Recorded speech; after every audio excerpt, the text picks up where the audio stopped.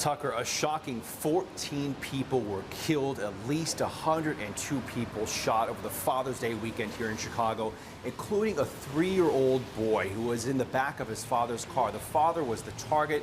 The car was shot at, but the boy died. Now, anti-crime activists here in Chicago say there should be just as much outrage over the death of this 3-year-old boy as there was over the death of George Floyd.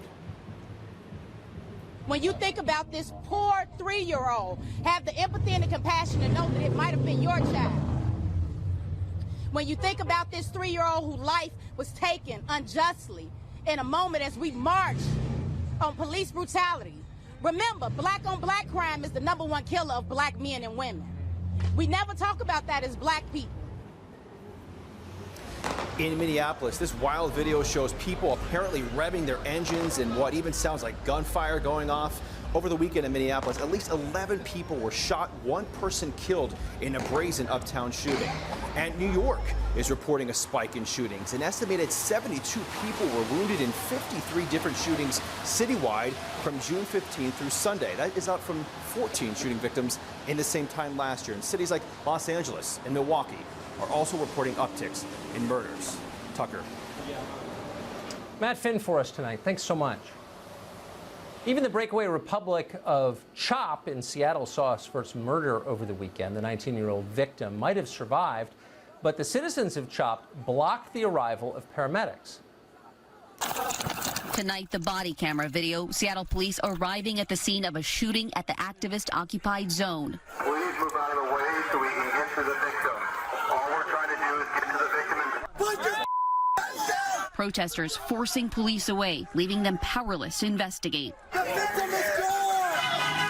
Jake Rabbot was there and captured this video. Volunteer medics rushing the 19-year-old to the hospital where he died. Another was critically injured. Didn't need to happen. Afterward, the victim's godmother blamed Chop for her godson's death. He deserved to sit up here and still be breathing today. Lorenzo Anderson's godmother needs to know why. I'm trying to understand why wouldn't you let 911 medics in to help him? Y'all picked him up. He could have still been breathing. You guys let a black life go. In your so-called Black Lives Matters protests on the street? Come on now. Yeah, come on now. Making a mockery of the slogan Black Lives Matter. Radio show host Jason Rantz has been our man on the ground outside Chop on the Chopistani border for us for more than a week. He joins us tonight. Jason, what happened? Do we know? Well, what we can pretty much piece together from some of the information that's available on Twitter, because remember, as you just played that clip, cops were not able to go in there and the crime scene was disrupted by the protesters. They are trying to do their own investigation. We believe that a fight broke out early Saturday morning around 2:20 a.m., a fight that was apparently over the use of fireworks. And then, unfortunately, it turned into gun violence, leaving a 19-year-old dead, Lorenzo Anthony, I believe his name is, a kid who did not need to die. Unfortunately, cops were not allowed to go in, and medics, of course, were not able to go in either because they need the protection going into an active crime scene where the shooter or shooters are still out there on the run. They need that kind of cover.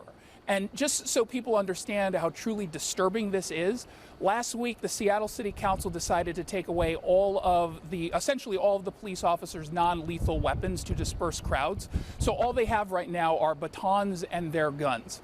That, of course, is not a good scenario for these officers who one Seattle City Councilwoman claimed she doesn't buy the narrative that they were unwelcome to go into the Chop, which, of course, you've seen the video, you played the video, I tweeted the video. It's absolutely absurd. And then last night around 11:30, there was another shooting, a 17-year-old kid shot in the arm. So it sounds like the victim, the homicide victim, was African American. We know that Black Lives Matter. That's the whole point of Chop. Are there protests over his death in Chop tonight? Do you know? So there is a vigil that has been set up. The mayor and the chief of police just about 30 minutes ago did about a 45-minute press briefing in which they said virtually nothing. It was I'm disgusted by the political cowardice from this mayor who barely called out the violence and said, oh, we're going to take back this police precinct soon, but no timeline or plan. Yeah, because they're not against violence. They're for it, in case we haven't noticed. But we have. Jason Rantz, great to see you. Thanks so much. Thank you.